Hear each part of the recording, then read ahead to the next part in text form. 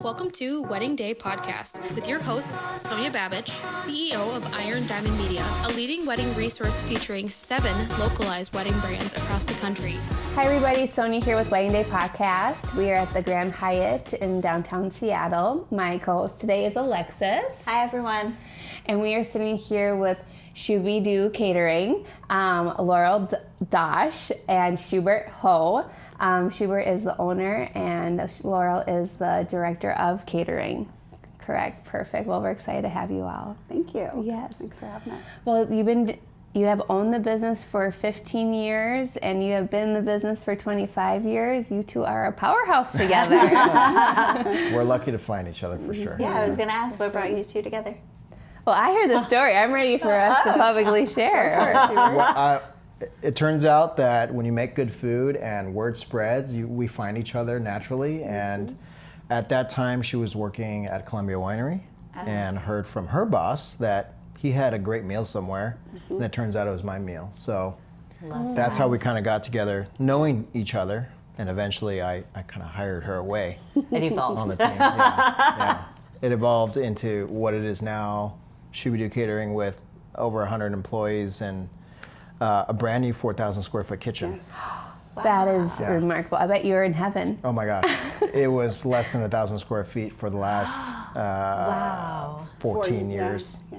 And I'm sure Laurel was behind this to really push this. In the street sometimes. In the parking lot, In the parking lot sometimes under tents. Setting up. Just trying to get it all Production. And you do accomplished. 350 weddings a year. We do, yeah. And you have how many restaurants?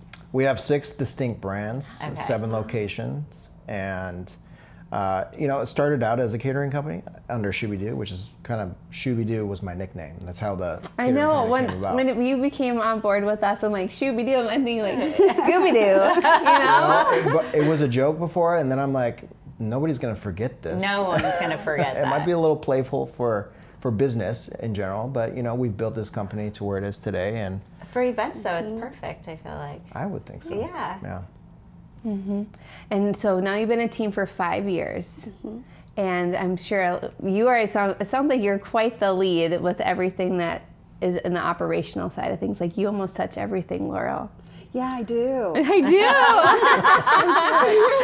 do. Like it or not, I do.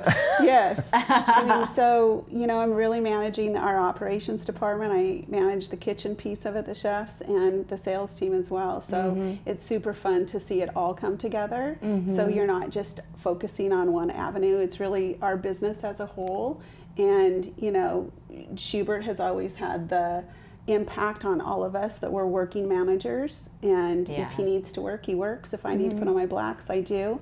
And that's just, our whole team has that concept of that we're all out there working really, really hard. And I know you just have the whole picture in mind all the time. Sounds supportive, which is so good for like your team to see, right? Yes. Like you guys in the trenches too. Like no one is above home. that's chairs. right. Exactly. No one. We do it all. But you have to have a good team to have 350 weddings a year. Like that Tell is, me about it. Yeah. wow. It's a lot of trust, and it's a lot of relationship building, and it's really all about the food and service for us. It is. Yeah. Yeah, so let's go break that down a little bit. Like you have talked about your food, like it is literally like restaurant style catering, correct? How do you what the term of being restaurant style, what does that mean? We cook everything fresh on site. So let's say that you walk into a restaurant and you have a server approach you. They may take your order. We just already have your order. Right. And then we go back and we have a tent set up. We have full kitchen set up wherever we are. We may be out in a field. We may be at UW campus. It just, we just cook everything fresh. So we mark it off in our catering kitchen and then finish it off fresh. That's handed to each guest within 2 or 3 minutes of being plated. That is phenomenal. I know. What really inspired me early on, Yeah. when I was just doing this as a side business, was that I would see other caterers hold their food in a hot box for hours on end, and it would just magically appear cold and mushy on your plate. And so I thought, why? Or rubbery. There's got to be a way better way to do this, and that's Yeah. when we decided to really focus on the finished cooking on site and 15 years later, it's still our policy. Yeah. So from a menu perspective, like how hands are you in that planning process? Like how does that work for you guys with your clients? Like there's been a lot of original recipes still on the menu, but it's really evolved into Laurel and her team of chefs to curate that continually and go with trends and seasonality. And her sales team also sells to the individual. Not any menu is the same as the other. Yeah. Well, we did a really fun shoot. Yes, we did. Was that 2 years ago? 2 years ago. That's one of my favorite openers with that sexy seafood spread. And that was you guys. Yes, yeah. so much fun to do that. Mm-hmm. Yeah, that was a really fun, and that was a seasonality story about seasonal product.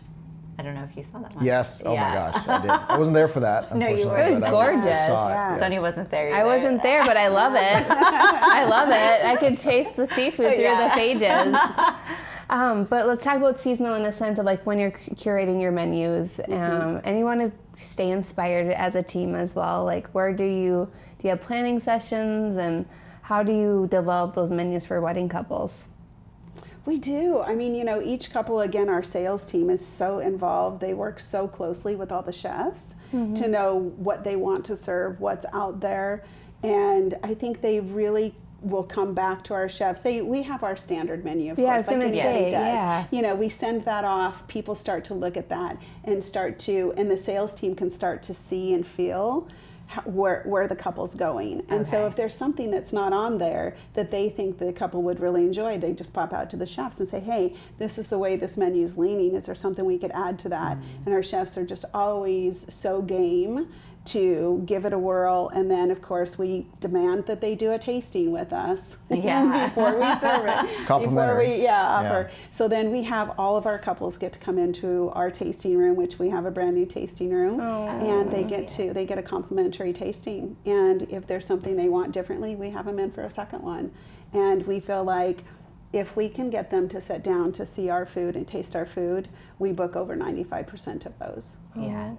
So they don't sign on the dotted line until they have a food tasting? Most Correct. of them. Yeah. Wow. Unless they insist not to have a tasting. Right. Yeah. But I would say 99% of the wedding couples come in and have tastings with us. Oh my goodness, that's very unheard What's kind of of. unique That's like about so like white glove, I feel like. I mean, Yes. that's really, it should be. Yeah. It should be if you're spending all And this it's like money a on restaurant, a wedding. right? Yes, absolutely. It should be white glove. Yeah. And Yeah. you should have that experience if you're going to spend tens So of thousands elevated. of dollars. Yeah. Yeah. Well, and it also gives the sales team the opportunity to sit down one-on-one with those couples, and they can build that relationship with them from the get-go, right then and there. And so if there's something that we do not sit and taste with them, we leave the room so that they can taste on their own, have their own private conversations, and then they come back in with their laptops and they make changes immediately right then to their BEO and to their menu. And that must be so helpful too, like in the process for discovery, to your point, to be able to add or offer items that maybe are not on your standard menu to get more creative. yes. Well, let me tell you about that a little bit. Because we have 6 restaurant concepts, we kind of have an ongoing test bed of different menu items and cuisines that we can kind of reach out and see what the trends are.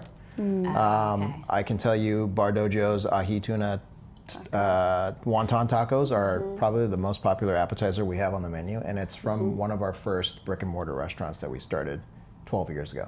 I mean, I want one I right know. now. I'm like, what's our dinner plans tonight? Order coming right up. Yes, absolutely. I'm like, oh, that sounds perfect. Yeah, that's awesome. I know food stations are also popular now, right? And like, how do you deliver that and plan for that? It really ends up being about the guest, whether it's corporate, whether it's a holiday party, whether it's brides, grooms. If they want a carving station, absolutely. We do a beautiful tomahawk station, so we have these big tomahawk steaks, and the chefs will carve it right there for you with au jus. That's so cool. I feel like I'm in Hawaii right then. Black garlic chutney and all of this stuff. So they really, we do take pride in that, and we're seeing that the bride and grooms do really love that special touch. Yeah. Of having a chef there on property, that food is fresh again. So we do quite a few different pasta stations, carving stations. Yeah, I saw Well, those pasta experiences stations. are so important now in Yeah. weddings. They want to have those like interactive Yes. moments and like, for the gram and all the things. All the things. Absolutely, yes. For your team, what do you feel like you hang your hat on more, plated or going rogue? I don't know. I think we do more plated. Yeah, I think that since COVID, people really transitioned over to plated. Yes, And they did, because it wasn't plated for a Yeah, while. it was super a lot of heavy buffets, buffet. yeah. And I feel like they've cut their number of guests down, so they aren't having as big a weddings, Right. so that they can have the plated meal. And I think that probably, if I had to guess, 60 to 70% are plated. Okay. You have people that go to weddings and then they end up planning their own. They've experienced plated versus buffet. Right. I think the Yes. elevated experience just makes it feel a little more welcoming. Yeah. Okay, so we dabble a little bit about how the process starts, but like, what is the journey for your clients that are getting married when they have their food tasting? It sounds like what's the journey for them? You holding their hand to the big day. All of it. I mean, our team really, the sales gals end up doing most of their rentals for them. So it's about rentals. timeline and everything. We love to hold the rental contracts because we know that every glass is there that we need, every fork is there that we need. So Because true.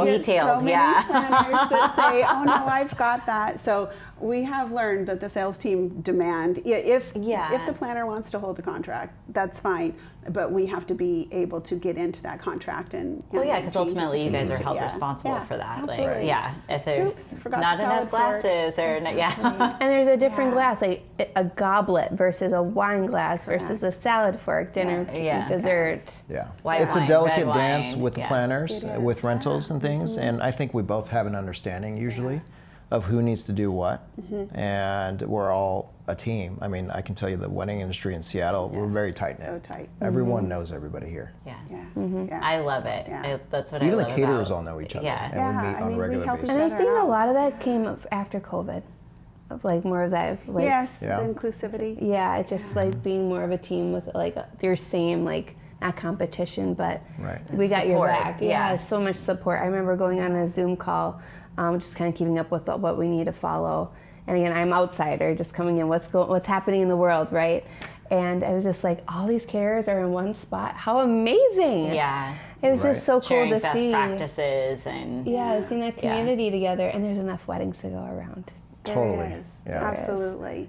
And I think that that's the benefit for all of us, at least we feel, if somebody calls and needs a few extra servers or something, we do try to help out each other other, caterers. yeah. Oh my gosh, that's amazing. Because it's just, hopefully they will reciprocate for me Yeah. when my ops manager calls and says I'm 4 short and somebody can help step in. So I think the community around here is just really hospitality driven, yeah. Yeah, inside and out. That's good, because that's my cup of tea too. Yeah. I love it. I know this is a hot topic lately in catering, but just being like sustainability and like eco-friendly, like how do you use those in your daily practices with catering?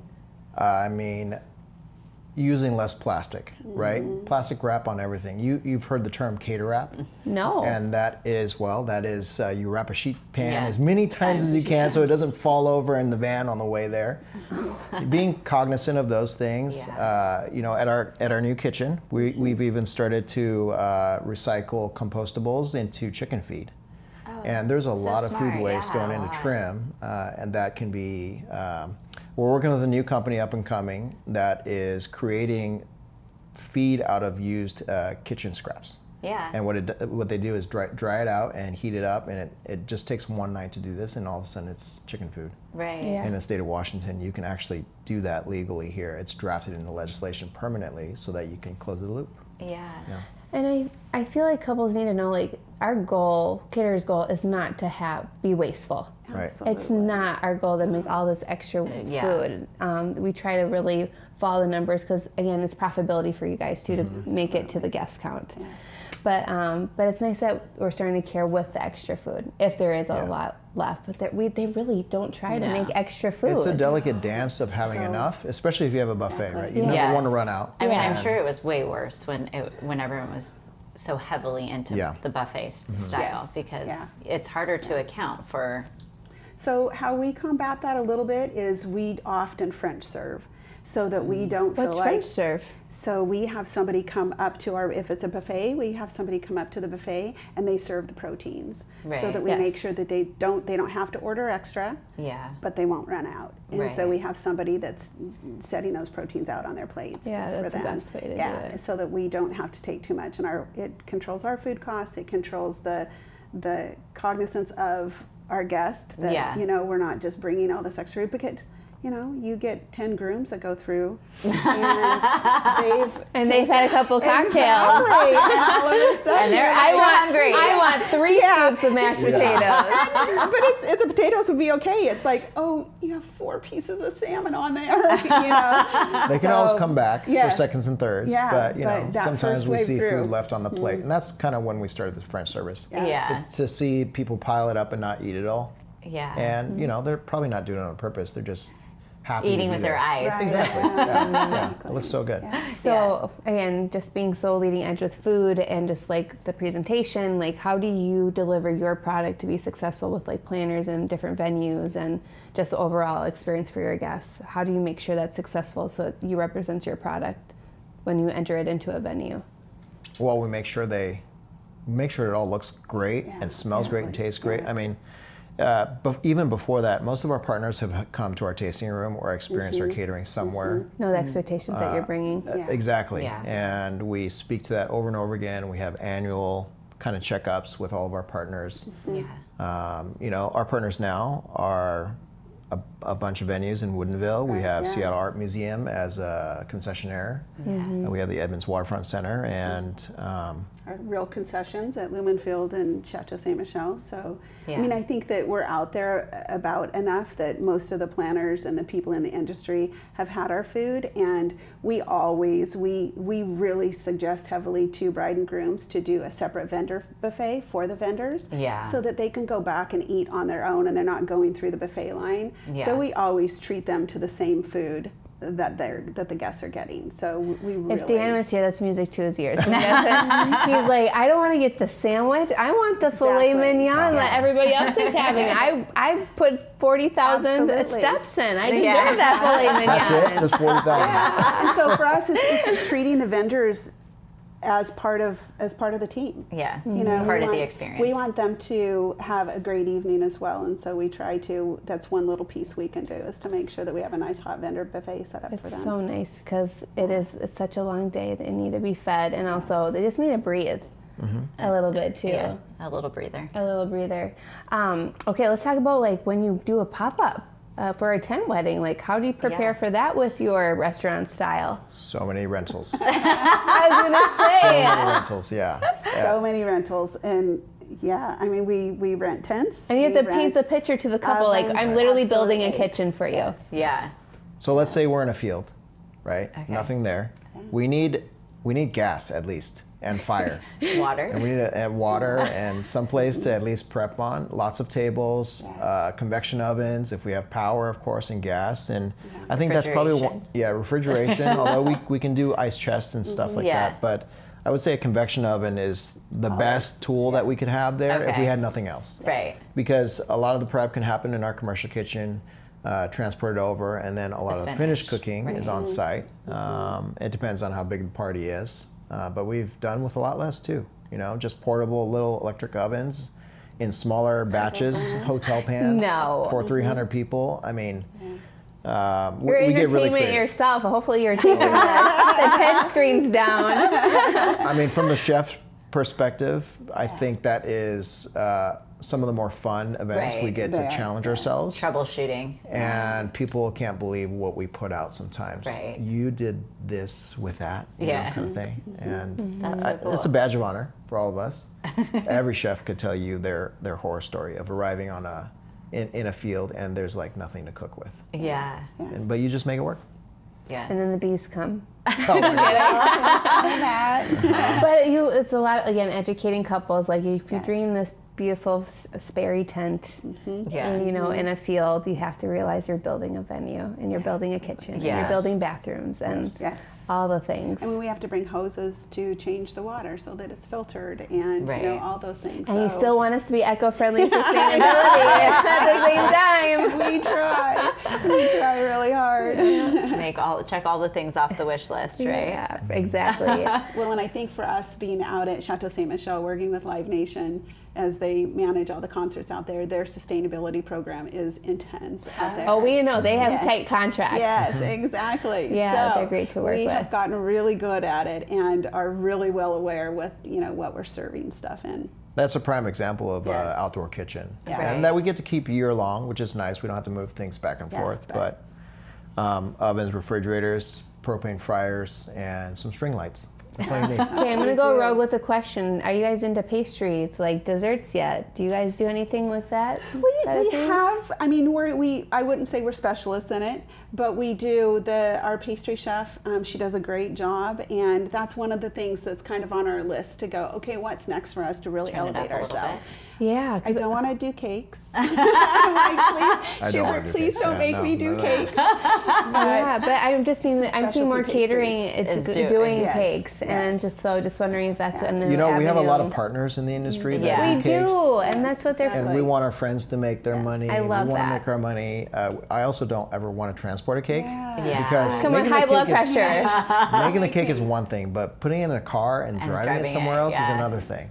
Yeah. Yeah. I was like, "Are you good at tiramisu?" I was like, "Come on." Creme brulee, that's my favorite. Well, okay, so we do both of those. Okay, we there do you a go. little mini tiramisu, and But no stacked But tier no, cakes. yes. No. We've fixed quite a few too on site because accidents happen, yeah. right? And so we kind of pull together with Being a pastry good chef team- that makes the team cake. player, Yeah. Yeah. Because usually we come with a van full of tools, Yeah. and pastry chefs have their own tools, but they just make cakes, right? Yeah. And we need to make everything else, which already gives us the advantage of having all those tools with us Yeah. at all times. Yeah.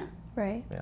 Well, you two have been such a joy on the podcast. It flew by. I know, so fast. It was so fast, but you are leaders absolutely in the industry and just being like restaurant, like delivery with your food, and that's just different. And Yeah. I can't wait to have your food someday because it just sounds amazing, and over. just the Come team sounds over. amazing. You two are Yes. amazing, and I'm just happy for both of you. Thanks for having Thank you us. so much Yeah. for having us. Yeah. Thanks for coming, you guys. All right, everybody. We'll see you next time on Wedding Day Podcast. See you. Bye. Bye. Bye.